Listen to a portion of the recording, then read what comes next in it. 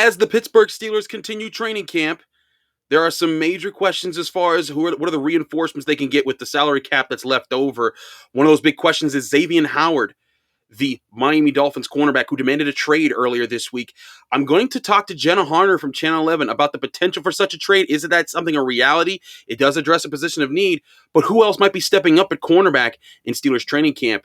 We find that out right here on the Locked On Steelers podcast, which starts right now. Let's get into it.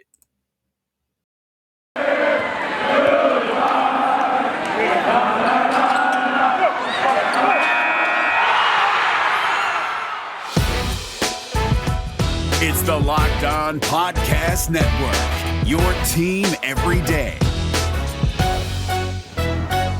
You are Locked On Steelers, your daily Pittsburgh Steelers podcast, part of the Locked On Podcast Network, your team every day.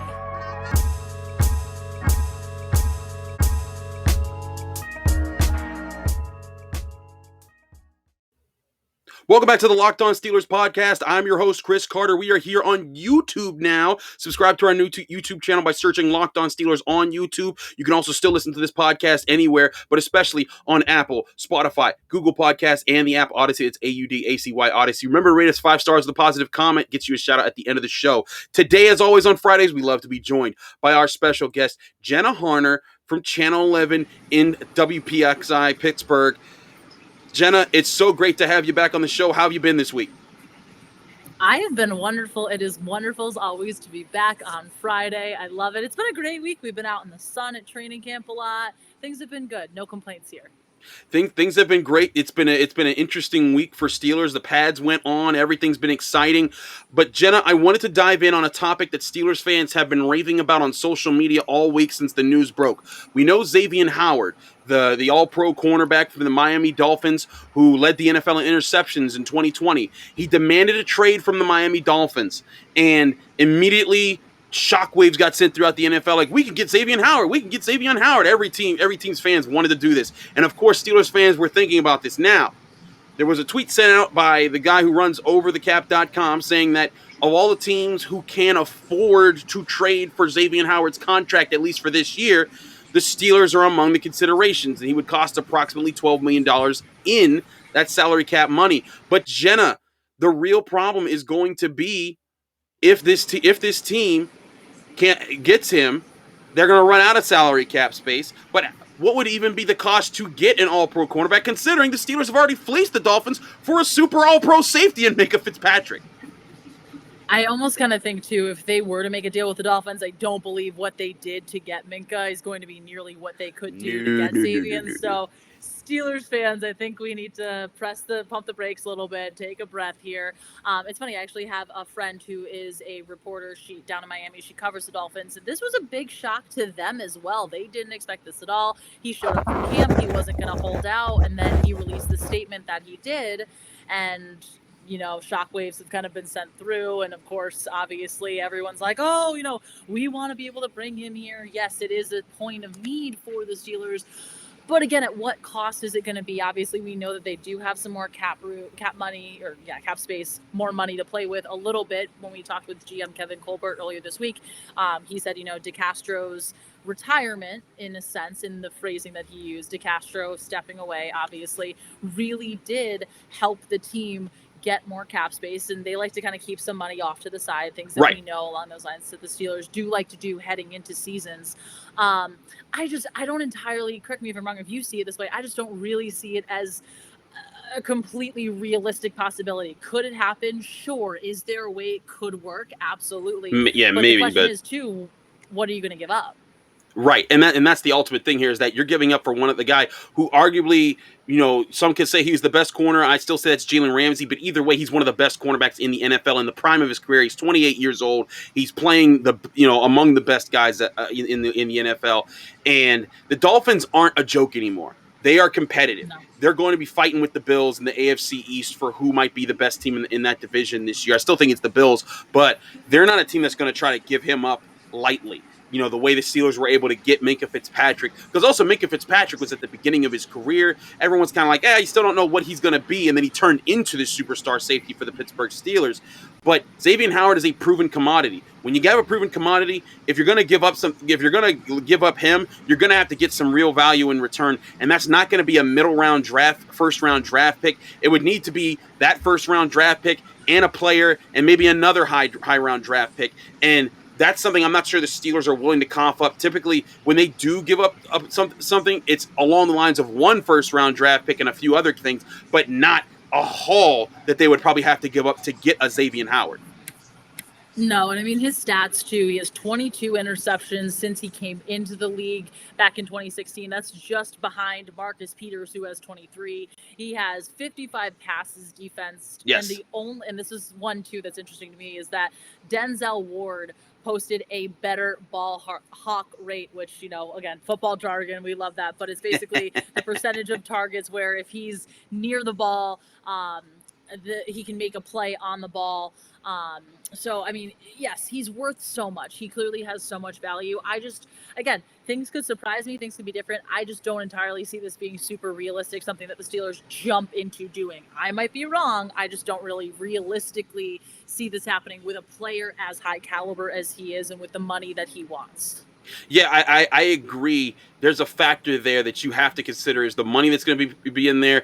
We're going to talk a little bit more about that money in just a second, but first, we got to talk to you guys about one of our sponsors before this first break, and that's Built Bar. Remember, Built Bar is the protein bar that tastes like a candy bar, and it's really healthy for you. It's also the official protein bar of the U.S. track and field team, and it comes in so many different flavors. Whether you want a fruity snack like raspberry, strawberry, or orange, or something different like salted caramel, cookies and cream, or my personal favorite, double chocolate, Built Bar has so many flavors to enjoy. And the best part, they're healthy. They range 130 to 180 calories, 17 to 18 grams of protein, 4 to 5 grams of sugar, and just 4 to 5 grams of net carbs. That's a tasty and a healthy snack that'll save you from eating that snack that you'll regret later and stay on task with anyone's diet. Order today and get your favorite flavor delivered right to your door by going to Built.com and use the promo code LOCKED15. That's LOCKED15, LOCKED15, all capital letters, no spaces, and you'll get 15% off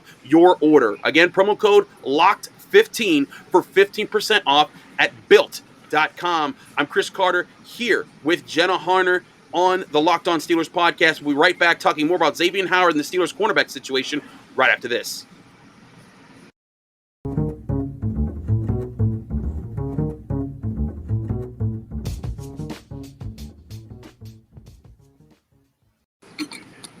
Back here on the Locked On Steelers podcast, I'm Chris Carter, here with Jenna Harner, breaking things down for you on a Friday episode of the Locked On Steelers podcast. Now, Jenna, wrapping up things here, one more aspect I think is important to talk about here is not just for this year's money, but Xavien Howard, again, the reason he wants out of the Dolphins is because he wants a better contract now. He's in the middle of a contract that he thinks he's outplaying, and they're like, dude, we signed you for big money.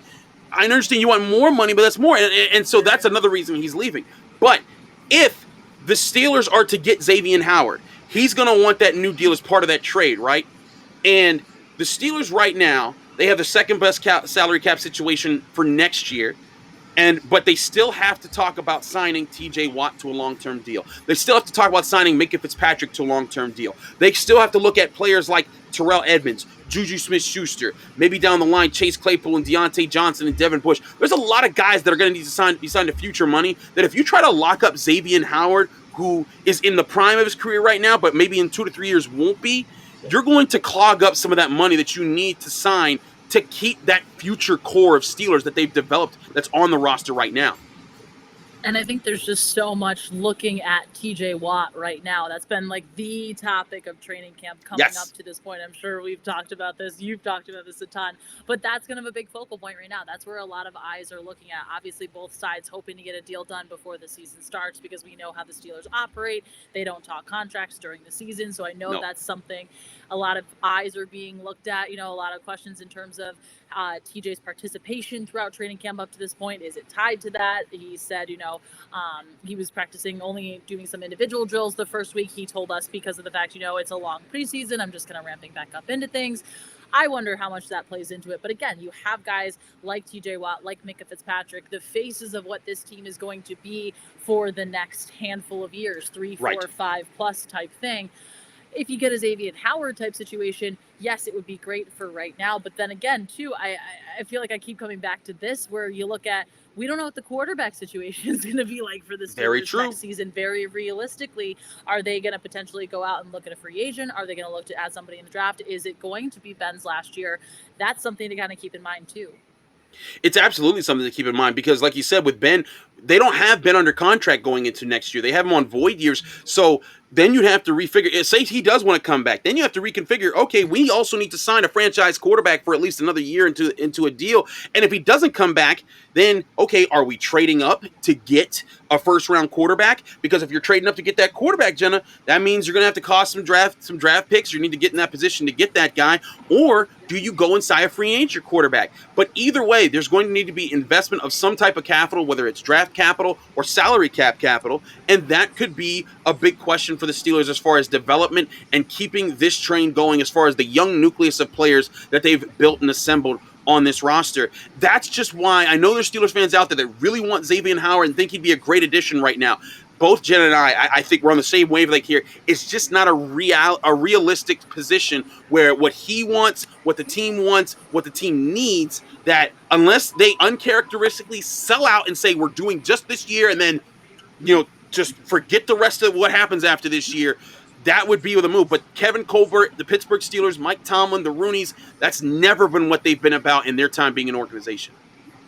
No, I was just going to say that's not this team. That's not this organization's MO by any means. That's not really how they operate. They like to make calculated moves. I think even the Minkah move surprised a lot of people, at least on the outside. I wasn't here in Pittsburgh covering yet, but I think that was a move that was kind of like, oh, this is a tiny bit. It was shockwaves. It was shockwaves. Yeah, no, it really was. So, I mean, a move like that, I think that's the extent of what we're going to see with what this team would do. And I think Xavien Howard would be that much more of a move than Minkah was.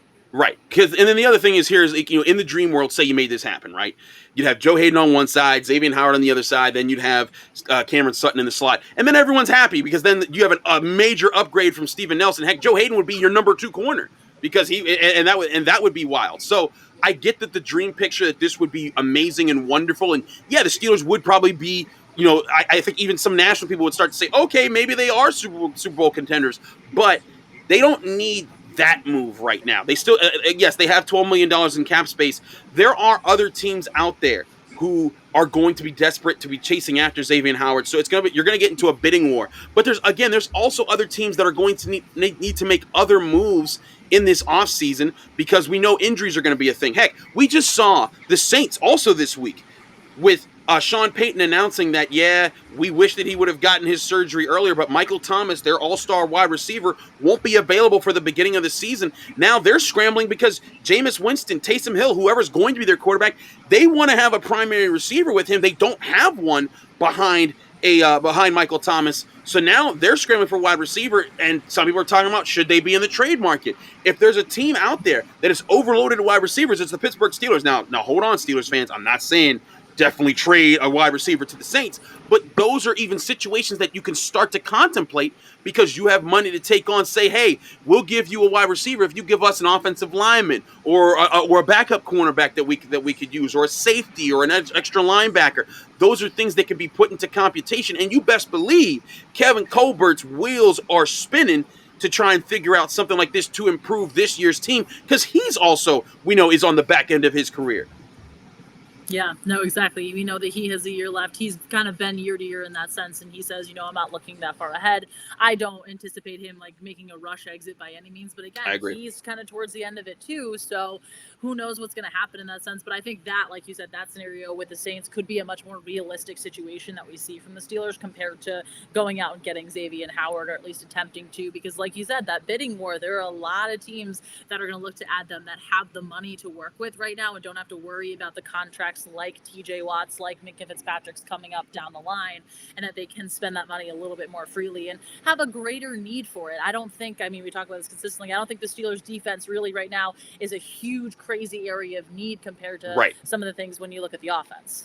Yeah, especially that offensive line, which is the biggest question mark I'd grade on the team right now. Maybe backup running back if they don't like what Anthony McFarland or some of the other guys, though they've been looking decent in camp. So there's certainly questions on this roster.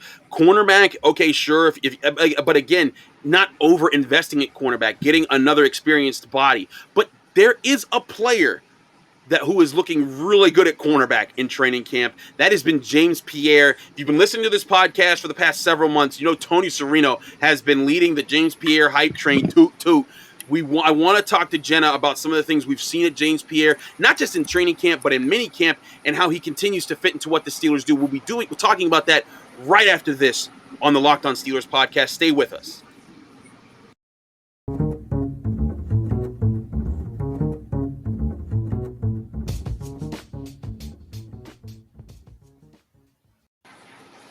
Back here on the Locked On Steelers podcast, I'm your host, Chris Carter, here with Jenna Harner from Channel 11 WPXI, wrapping up the show here real quick.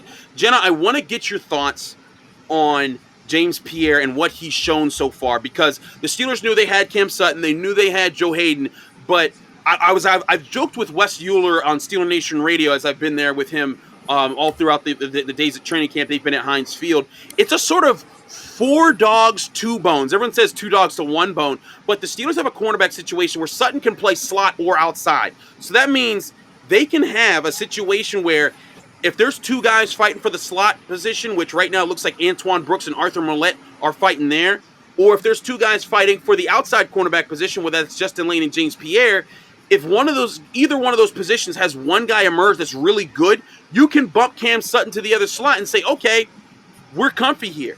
And so in that 4 dogs, 2 bone situation where you have a higher percentage chance of getting that young guy to step up, so far I think unanimously people would say it's James Pierre. He's had some breakups. He's been covering Chase Claypool, Deontay Johnson, James Washington, and he's looked solid doing it. Jenna, am I a little wrong saying that maybe he's earning his right into that conversation? No, I think you're kind of decently spot on there. He has looked good going up against wide receivers like Chase Claypool, like Deontay Johnson in those scenarios. Yes, they did just put the pads on. I think we, constantly talk about reminding ourselves that. I know everybody likes to jump to that. I do it too. So this is, fans are like, oh my gosh, it's, this happened. It's like, okay, they did just put the pads on. So again, I feel like I said pump the brakes like 5 times throughout this podcast so far. So just, first 6, pump the brakes a little bit. Mike Tomlin always talks about the small sample size, but it was something worthy of note that we heard Mike Tomlin say on Wednesday at practice. All positions are open, all battles are open. We heard him say that. So, is the quarterback competition open for Ben Roethlisberger? Yeah, no, that's the one that's locked up. Is Najee Harris going to be running back 1? Yes, things along those lines. We know, but the cornerbacks are a very interesting role, like you mentioned, just because of the versatility of some of the guys that they have. And this could be a situation where they see a lot of good things from James Pierre. And like you mentioned, they might look to move Sutton on the inside in the slot to be able to, have that versatility, to be able to utilize Pierre. Because we saw him, correct me if I'm wrong, it was the wild card game that he really, because Joe Hayden was, no. Am I doing math right in my head? Yeah. No, it was the wild card game. No, James Pierre, yeah. He played in the wild card game a couple snaps. Yes, he played a couple snaps, and he didn't look entirely lost. I mean, those were the first snaps that we really seen him get a lot of action in, but there was a lot of, quote unquote hype we saw from him in minicamp. He has been showing good things from then up to this point, and I think there's a lot for him to build on. There certainly is a lot for him to build on, and what he did really well in that game is he was guarding Rashard Higgins for the Browns, and Baker Mayfield tried to go his way, and Higgins was never open, and so it was just ended up being an incomplete pass, and so that one small sample size was grasped onto in a game that just was a lot of Steelers fans try to forget, but people are like, okay, maybe there's something to build on there. Then he shows up to OTAs, and people are saying he looks good in OTAs. Then he shows up to minicamp, and he picks off Ben Roethlisberger twice in the same practice, and people are saying, oh, okay, something there. And now he's shown up to training camp, and he's putting together a resume to make his case to Mike Tomlin, Keith Butler, Terrell Austin, and all the guys that are going to be looking at who's going to be starting in that secondary. He's making a case, hey, man, if you don't like who you see in the slot stepping up, you can put Cam Sutton over there, and I'll take the outside cornerback position, and you'll be comfortable with that. He's doing a lot of the fundamentals right, Jenna. He's maintaining inside leverage. He's making plays in the football. He's not trying to do too much. He's staying to his role. And that's really what the Steelers need at that spot in the secondary. They already got an X factor in Minka. They got a leader in Joe. They got the front four. They got a linebacker in Devin Bush. So the other cornerback spot, they need a solid role player, a guy who will stick to his job, do his job well, so that the other guys can be the supreme playmakers. And James Pierre just might be that role player. And you mentioned consistency. That's exactly what they want from a guy like Pierre, where you just come in, you do your job. Obviously, that's what they want from all other guys, but it's someone that they don't entirely have to worry about. They know what they're going to get, these big splash plays. They don't need to ask him to do all these ridiculously crazy things, make the giant plays, make the pick six and return type thing. They just need him to be consistent. And I really could see him being that type of player as he continues to show what he's developed through training camp and even beyond, potentially into the season here. That's certainly the situation I think that they're lined up right now with James Pierre. We got a long way to go, though, in training camp. Someone else might emerge. He might fall off. He might increase. Who knows? We will keep you posted right here on the Locked On Steelers podcast. Jenna, thanks as always for joining us on Friday. It's so great to see you as always. Let people know they can find you, follow you, and get more of your work. It is always wonderful to be here. Thank you for having me once again on a Friday. Sorry, I can't do math in my head, people. It's been a long week. You can find me on Twitter at Jenna Harner11, Instagram Jenna_Harner, and on WPXI. We got a lot of stuff from training camp. Hall of Fame weekend's coming up. It's going to be a lot of crazy things ahead, so definitely tune in and stay tuned. Absolutely. Channel 11 is doing a great job also covering the Olympics. There's so much great stuff that's going on there. Jenna, thanks so much for joining. Again, I'm Chris Carter. You can follow me on Twitter and Instagram at Carter Critiques. You can listen to this show, the Locked On Steelers podcast, on Apple, Spotify, Google Podcasts, or the app Odyssey. You can also watch us now on YouTube. Subscribe to our YouTube channel. That really helps us out. Also, leave us a 5-star rating with a positive review. That helps us out. And if you do that with a comment, you get a shout at the end of the show. From Chris Carter and Jenna Harner, everyone in the Steeler Nation, have a happy weekend. Have a great weekend. If you're going to Heinz Field, hit me up. I'll be there Saturday representing at Steeler Nation Radio with Wes Euler for one more show there until Arthur Moats comes back. So stay tuned. We'll be back here on Monday with more content on your Locked On Steelers podcast.